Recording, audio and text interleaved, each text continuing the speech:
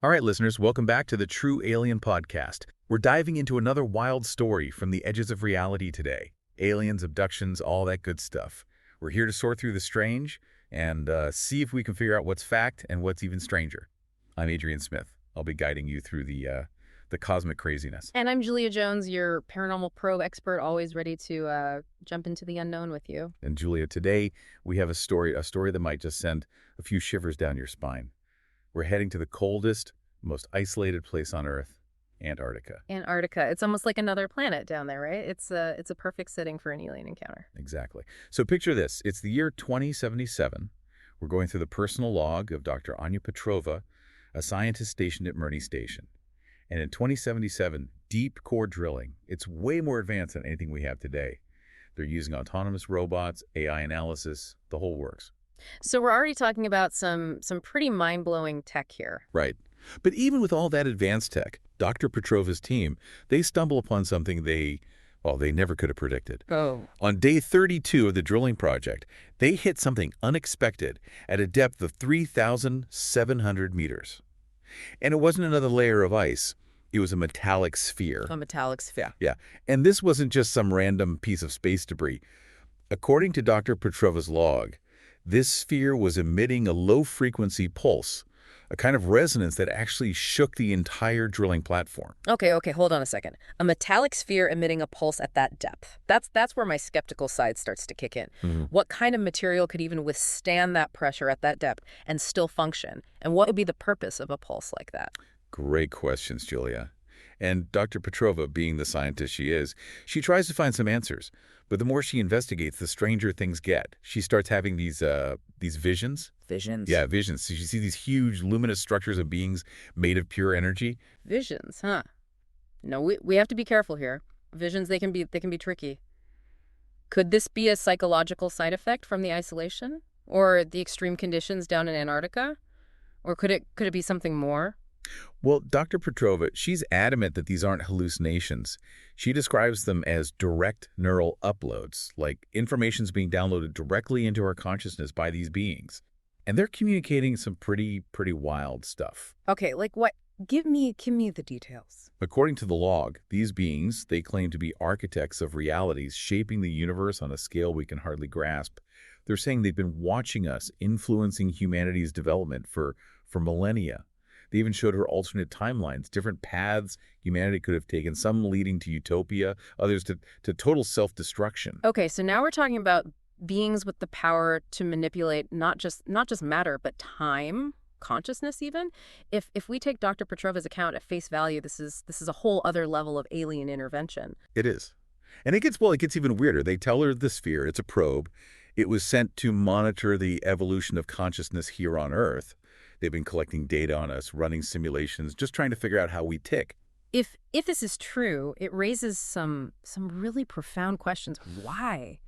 Why are they so interested in us? What are their motives for studying us, influencing our development? Are they benevolent observers or something a bit more sinister? And just when you think it can't get any stranger, they offer Dr. Petrova a choice for all of humanity. This is where it gets really interesting. What kind of choice are we talking about here? They present her with this path, a path to transcend our limitations, to become something more than human. But there's a catch. Uh-oh. Yeah, to reach this next level of evolution, we would have to merge into this unified consciousness. A collective. They call it the convergence. Whoa, hold on. A collective consciousness. That's a huge leap. What happens to individuality in this scenario? What about free will? Are we talking about utopia here or dystopia? That's exactly what Dr. Petrova is wrestling with. She sees it as this loss of self, a terrifying kind of assimilation into this vast, this homogeneous being. So we have this incredible tension, this pull in both directions. On the one hand, there's this allure of transcendence, of becoming something greater than ourselves. But on the other, there's this potential loss of everything that makes us unique, everything that defines us, defines our humanity. And that's where Dr. Petrova, she makes a drastic decision. She decides she can't let them do this to us. She can't let them take away our individuality, even if it means missing out on some grand cosmic destiny. So she decides to destroy the sphere, to cut off their access to us completely. Wow, that's a bold move. What happens next? Does she succeed?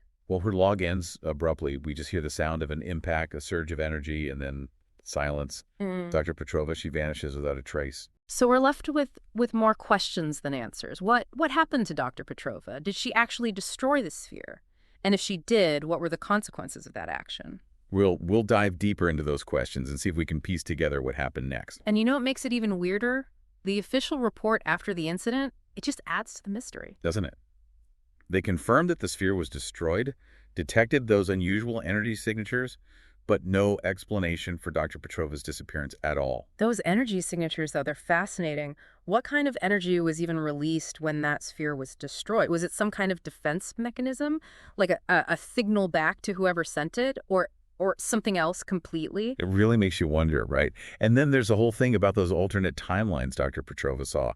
Were those like glimpses into actual parallel universes, or were they just manipulations, something designed to influence her decisions? That's a really important question. If these beings really can shape realities like that, then how much of what Dr. Petrova experienced was genuine, and how much of it was staged, like set up for their own purposes? It's like trying to figure out what's real in a dream. Exactly. And then you've got the whole concept of the convergence, this merging of consciousness into a collective. Mhm. That's a pretty radical idea. It challenges our whole understanding of what it even means to be human. We value our individuality, our freedom of thought. But what if, like these beings are suggesting, what if our individual consciousness is actually holding us back from some higher state of being? I can see how that idea would be both alluring and terrifying at the same time. Hmm. On one hand, you have the promise of transcendence, of unity with something much larger than ourselves. Hmm. But on the other hand, you'd be losing your unique identity, your memories, everything that makes you. Exactly. It raises all sorts of ethical questions, too, like who gets to decide if humanity makes that leap? What are the criteria for making such a huge choice? And what about the potential downsides? What if this collective consciousness isn't the utopia it's presented to be? What if it's just another form of control, a way for these beings to exploit our combined knowledge, our abilities for their own ends? That's a thought that keeps me up at night. Imagine being absorbed into a hive mind, you Yeah. know. Your thoughts and feelings no longer your own. It's a classic sci-fi trope, but Dr. Petrova's account makes it feel all too real. And that's what makes the story so compelling. It forces us to confront these big questions about our place in the universe, the nature of consciousness and the potential for both incredible advancement and terrifying loss. It also makes you think about the limits of human understanding. We like to think that we're in control, that we're the masters of our own destiny. But what if, like Dr. Petrova's story suggests, what if there are forces at play that are just beyond our comprehension?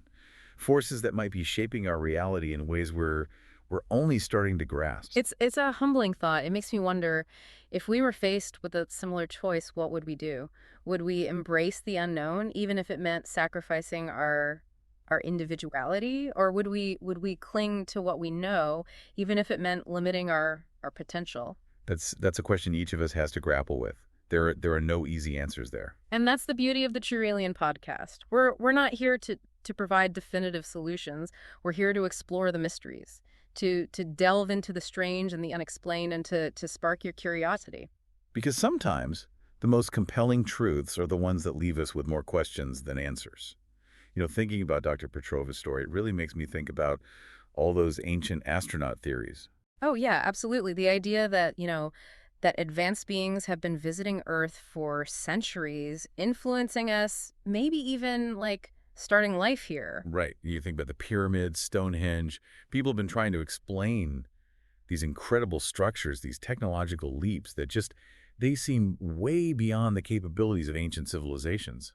And Dr. Petrova's account, with all this talk about architects of realities and manipulation of consciousness, it adds a whole other layer to those theories. It's like she stumbled onto this missing piece of the puzzle, a piece that could completely rewrite history as we know it. And it makes you wonder, if these beings are real, what role have they played in shaping our culture, our technology, even our beliefs? I mean, think about the stories we tell, the myths and legends that have been passed down for generations. Could some of them be like distorted accounts of actual encounters with these beings? It's definitely possible. It makes you look at those stories in a whole new light. It does. It's like we've been looking at the world through this narrow lens, And now Dr. Petrova's experience has blown it wide open. And that's what's so great about the True Alien podcast, you know?